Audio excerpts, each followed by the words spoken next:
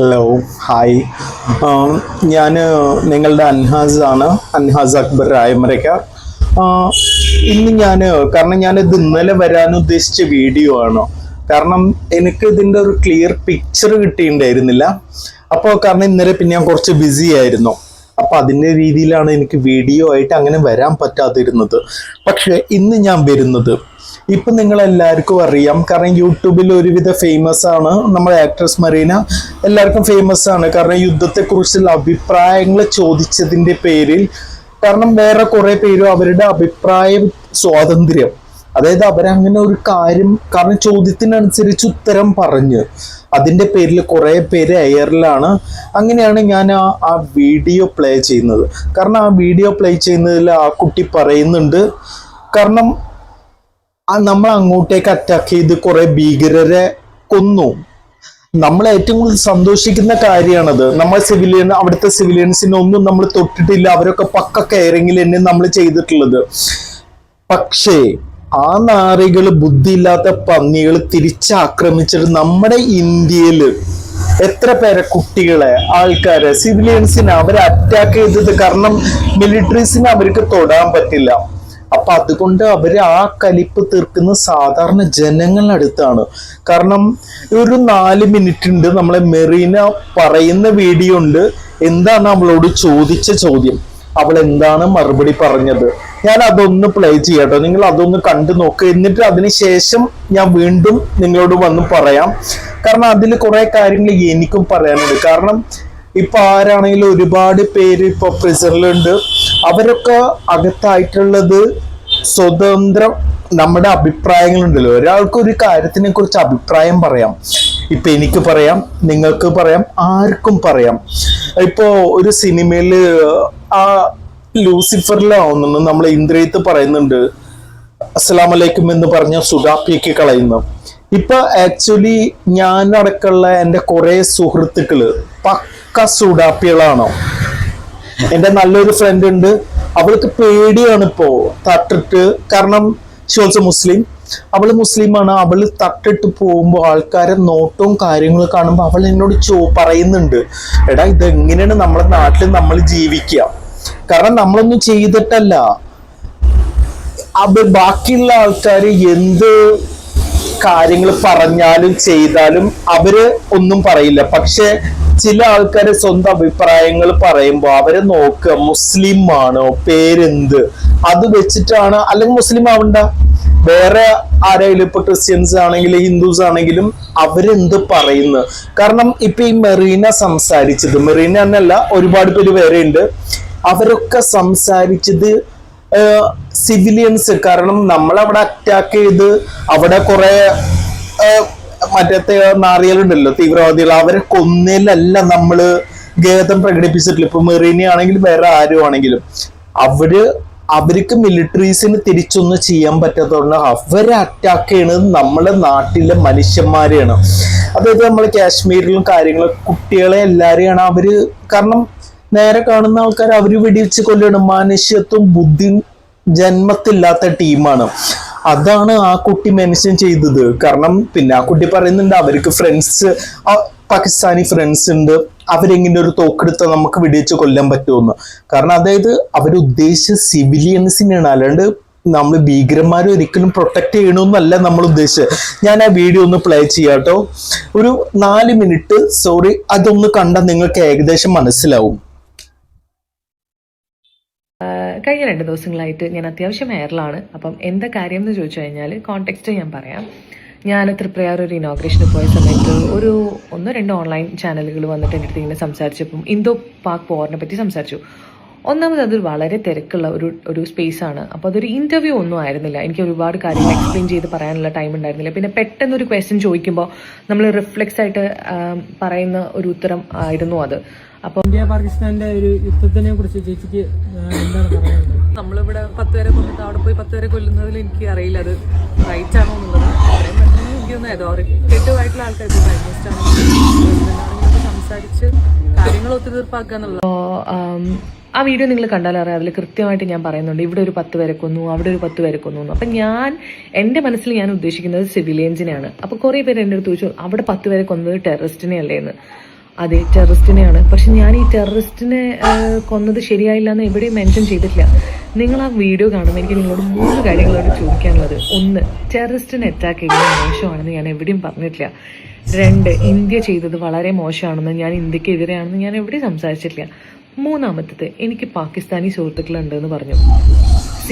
ഞാനൊരാളുമായിട്ട് സംസാരിക്കുമ്പോഴോ അല്ലെങ്കിൽ പരിചയപ്പെടുമ്പോഴോ അവർ ഏത് രാജ്യത്തുള്ള ആൾക്കാരാണ് അല്ലെങ്കിൽ അവർ ഏത് മതത്തിലുള്ള വ്യക്തിയാണെന്ന് നോക്കിയിട്ടൊന്നുമല്ല ഞാൻ സംസാരിക്കുന്നത്. അതൊരു ഹ്യൂമാനിറ്റേറിയൻ ഗ്രൗണ്ട് അങ്ങനെ വരുന്നൊരു സാധനമാണ്. അതിൽ ഞാൻ ഇവർ ഏത് രാജ്യക്കാരിയാണെന്നൊന്നും നോക്കിയിട്ടല്ല ഞാൻ അവരോട്. അപ്പം എനിക്കൊരു പാകിസ്ഥാനി സുഹൃത്തുണ്ടാകുമ്പോൾ ഞാൻ എന്ത് ചെയ്യണം? അവരെ കാണുമ്പം മുഖം തിരിച്ചു നടക്കണോ? അല്ലെങ്കിൽ ഞാൻ അവരെ വെടിവെച്ച് കൊല്ലണോ? ആയിരുന്നു. പിന്നെ ഞാൻ ടെററിസ്റ്റുകളെ കൊന്നത് മോശമായി എന്ന് എവിടെയും പറഞ്ഞിട്ടില്ല. നമ്മുടെ രാജ്യം തിരിച്ച് അറ്റാക്ക് ചെയ്തത് വളരെ നല്ല കാര്യമാണ്. ബാക്കിയുള്ള കൺട്രീസിനാണെങ്കിലും നമ്മളുടെ രാജ്യം പവർഫുൾ ആണെന്ന് മനസ്സിലായിട്ടുണ്ടാവും എന്നുള്ളതും ഭയങ്കര എവിഡൻ്റ് ആണ്. But what I am asking is, ഇപ്പോൾ നമ്മൾ അവിടേക്ക് അവരെ അറ്റാക്ക് ചെയ്ത് കഴിഞ്ഞു, ഇനി അവർ നമ്മൾ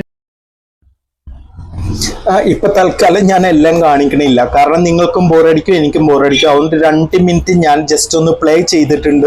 ഇനി 2 മിനിറ്റ് ഞാൻ ലാസ്റ്റിലും കൂടി പ്ലേ ചെയ്യാം.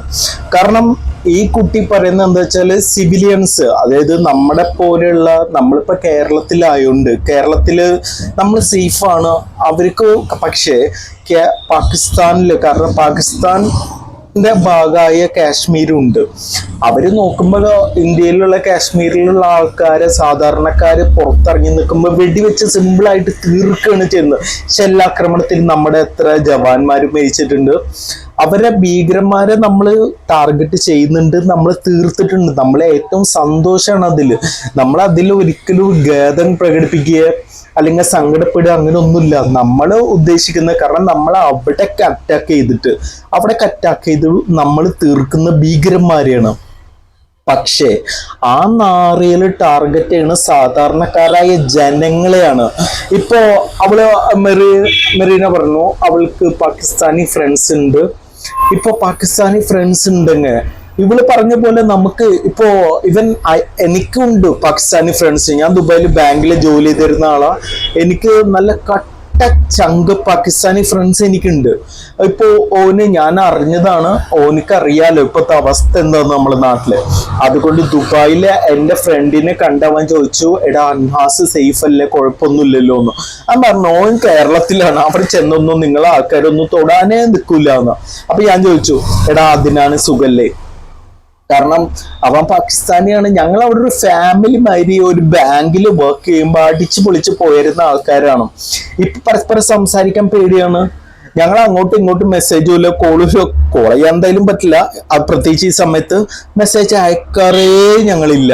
കാരണം ഉണ്ട്, കോണ്ടാക്റ്റില്ല, ഞാനോ അവനൊക്കെ ഉണ്ട്. ചിലപ്പോ സ്റ്റാറ്റസ് ഒക്കെ സീൻ ചെയ്തിട്ട് പോകുന്ന ആൾക്കാരൊക്കെയാണ് ഞാനും അവനൊക്കെ. കാരണം വേറൊന്നുമില്ല, സ്വന്തമായിട്ടൊരു അഭിപ്രായം പറഞ്ഞതിന്റെ പേരില് ഇപ്പൊ മെറീന എയറിലാണ്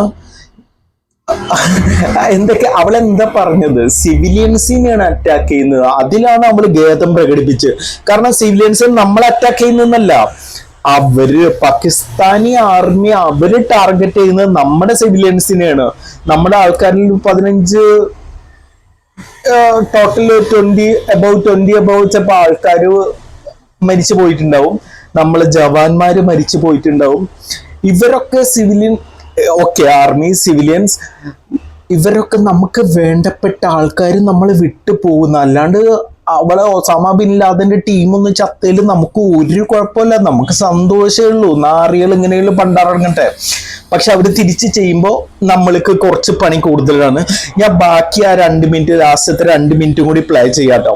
അത് കഴിഞ്ഞാൽ കുറച്ചും കൂടി ഒരാളുടെ അഭിപ്രായമാണ്, നമ്മുടെ നാട്ടിലുള്ള ഒരു നാറിയുടെ അഭിപ്രായം കൂടി എനിക്കിതിൽ പ്ലേ ചെയ്യേണ്ടത്. നിങ്ങളൊന്ന് കാണണം കേട്ടോ. ഇനി എന്നെ സൂടാപ്പിയൊക്കെ കാര്യങ്ങളെന്ന് പറഞ്ഞാൽ നല്ല കമ്മ്യൂണിസ്റ്റ് ആണ്. സൂടാപ്പിയും കാര്യങ്ങളൊന്നും അല്ല, അതും വെച്ച് കാരണം കമന്റ് ഒന്നും ചെയ്യൂല. ഞാൻ അത്രക്കൊന്നും ആയിട്ടില്ല. ഇനി ആരെങ്കിലും ഒക്കെ പറഞ്ഞു വരികയാണെങ്കിൽ അണ്ണാക്കി ഞാൻ കൈയിട്ട് മാറ്റുക, അത് വേറെ കാര്യം. ഞാൻ ബാക്കി 2 മിനിറ്റ് ഞാൻ പ്ലേ ചെയ്യാം. അറ്റാക്ക് ചെയ്യും. പിന്നെ നമ്മൾ തിരിച്ച് അവരെ അറ്റാക്ക് ചെയ്യുന്ന സമയത്ത് കാഷ്വാലിറ്റീസ് ഉണ്ടാവുന്നതിൽ ഏറ്റവും കൂടുതൽ നമുക്ക് സിവിലിയൻസ് ആണ് ഉണ്ടാവുന്നത്. അവർ നമ്മളെ തിരിച്ച് അറ്റാക്ക് ചെയ്യുമ്പോൾ ഏറ്റവും കൂടുതൽ നമ്മുടെ സിവിലിയൻസിനെ ഫോക്കസ് ചെയ്തിട്ടാണ്. ഇന്നലെ തന്നെ ഷെൽ അറ്റാക്കിൽ 2 കുട്ടികൾ മരിച്ചു എന്ന് പറഞ്ഞു. അപ്പൊ നമ്മൾ ഇനി നമ്മുടെ രാജ്യം തുടർന്ന് വാറിലേക്ക് പോകുന്ന സമയത്തിനനുസരിച്ച് കാഷ്വാലിറ്റീസ് അധികമാവും. അപ്പം അത് സമാധാനപരമായിട്ട് നമുക്ക് തീർത്തല്ലേ പറ്റുള്ളൂ. നമ്മൾ രാജ്യം ഇനി എന്താ പറയുക യുദ്ധത്തിലേക്ക് പോകരുത്. യുദ്ധം അത്ര ഈസി അല്ല നമ്മൾ പറയുന്ന പോലെ. അതാണ് ഞാൻ ഉദ്ദേശിച്ചത്. നിങ്ങൾ ഓരോ കാര്യം മനസ്സിൽ ആലോചിച്ച് കോണ്ടന്റ് ഉണ്ടാക്കുന്നതിൽ എനിക്കൊന്നും ചെയ്യാൻ പറ്റില്ല. അപ്പം ഞാൻ ഈ കാര്യങ്ങൾ എക്സ്പ്ലെയിൻ ചെയ്ത സമയത്ത് വളരെ മാന്യമായിട്ട് സംസാരിച്ച 2-3 പേരുണ്ട്. അവർക്ക് ഞാൻ തിരിച്ച് റിപ്ലൈ കൊടുത്തപ്പോൾ അവർക്ക് ഇതിലൊരു ക്ലാരിറ്റി വന്നു. അപ്പം എനിക്ക് തോന്നി കുറേ പേർക്ക് ഞാൻ എന്താണ് ഉദ്ദേശിച്ചതെന്ന് മനസ്സിലായിട്ടില്ല എന്ന്. പിന്നെ മീഡിയ ഒരു പറഞ്ഞ കോണ്ടന്റ് 2 വീഡിയോ ക്ലിപ്പായിട്ടാണ് ഇട്ടത്. അപ്പം ദുബായിലുള്ള ഒരു ഫ്രണ്ട് ഉണ്ട് എനിക്ക്, ഒരു ഡിസൈനർ, ഒരു പാകിസ്ഥാനി ലേഡിയാണ്. പക്ഷെ അത് ഭയങ്കര സ്വീറ്റാണ്.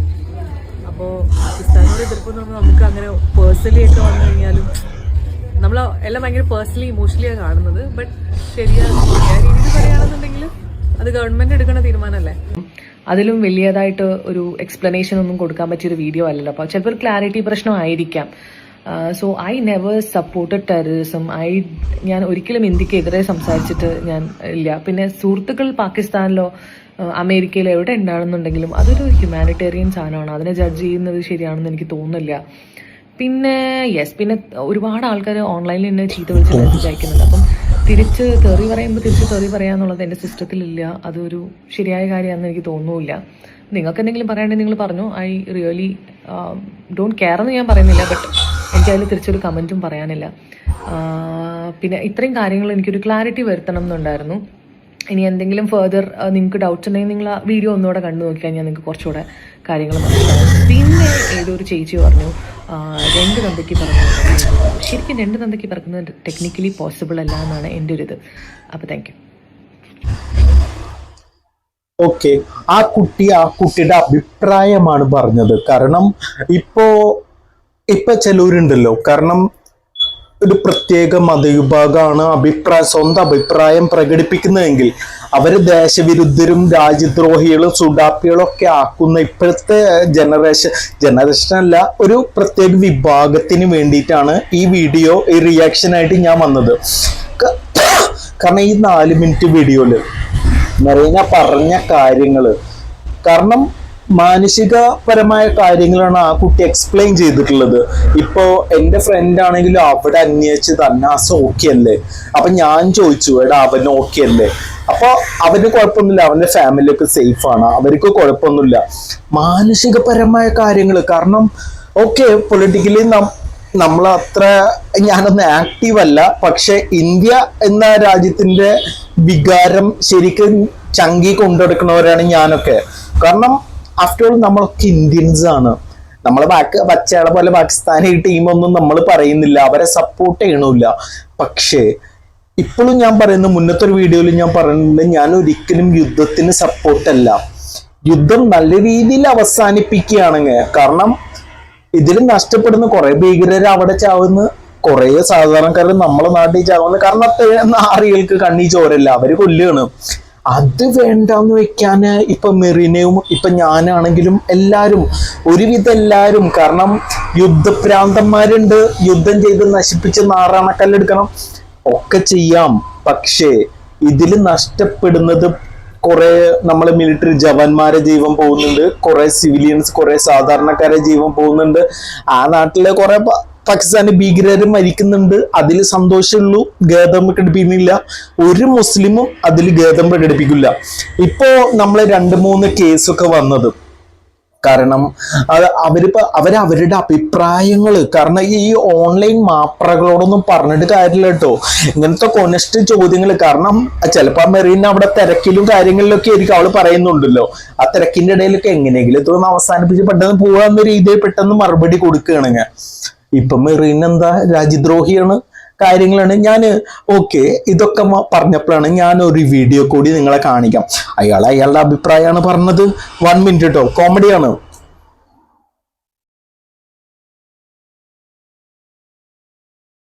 അപ്പോഴാണ് അവന് വെടികൊള്ളുന്നത്. ഇവിടെ ചില മദ്രസകളിൽ അകത്തളങ്ങളിൽ പഠിപ്പിക്കുന്ന സാധനം എന്താണ്, ഇവിടെ ഇന്ത്യൻ സൈന്യത്തിൽ ചേരരുത് എന്ന് മുസ്ലിമിനെ പഠിപ്പിക്കുന്ന അവസ്ഥ വരെ ഇവിടെ ഉണ്ട്. ഇതാരെങ്കിലും ചർച്ചയാക്കിയിട്ടുണ്ടോ? എന്താണ് അവിടെ പറഞ്ഞു വെക്കുന്നത്? അങ്ങനെ നിങ്ങൾ ഇന്ത്യൻ പട്ടാളത്തിൽ ചേർന്നാൽ നിങ്ങൾ കാഫറിന്റെ പട്ടാളത്തിലാണ്. നിങ്ങൾ കാഫറിന്റെ പട്ടാളത്തിൽ ചേർന്ന് വെടിവെക്കേണ്ടി വരിക പാകിസ്ഥാനി മുസ്ലിമാണ്. അങ്ങനെ വെടിവെക്കരുത്. ഇന്ത്യൻ പട്ടാളത്തിൽ എത്രയോ മുസ്ലിം സഹോദരങ്ങളുണ്ട്. ഉണ്ട്, യെസ്, അതാ ഞാൻ പറയുന്നത്. ഇന്ത്യൻ മുസ്ലിങ്ങൾ അതിലുണ്ട്. എന്തുകൊണ്ടാണ്? അവർക്ക് ഇസ്ലാം അറിയാത്തോണ്ടാണ്. എന്നാൽ ഇസ്ലാം അറിയുന്ന ആളുകൾ ഈ പറയുന്ന സാധനം ചെയ്യുന്നുണ്ടോ? ഇല്ല. ഇപ്പൊ നിങ്ങൾ കേട്ട അഭിപ്രായം എക്സ് മുസ്ലിം അല്ലെങ്കിൽ ദേശീയ മുസ്ലിം എന്നൊക്കെ പറയപ്പെടുന്ന ഒരു ആരിഫ് എന്ന ഒരു, ഞാൻ പറയുന്നില്ല ബാക്കി, അവൻ മദ്രസയിൽ അങ്ങനെയൊക്കെ എത്ര പഠിപ്പിക്കണത്. അവനൊക്കെ പഠിച്ചത് ഏത് മദ്രസയിലാണ്? ആ ഡീറ്റെയിൽസ് ഒന്നും എനിക്ക് തരാൻ പറ്റുമോ? കാരണം മദ്രസയിൽ 8 വരെ പോയ ആളാണ് ഞാൻ. ദേശസ്നേഹമാണ് നമ്മുടെ ഏറ്റവും വലുതെന്ന് പഠിപ്പിക്കുന്ന ഒരു മുസൽമാനാണ് ഞാനും, പഠിച്ച മദ്രസയിലാണ് ഞാൻ.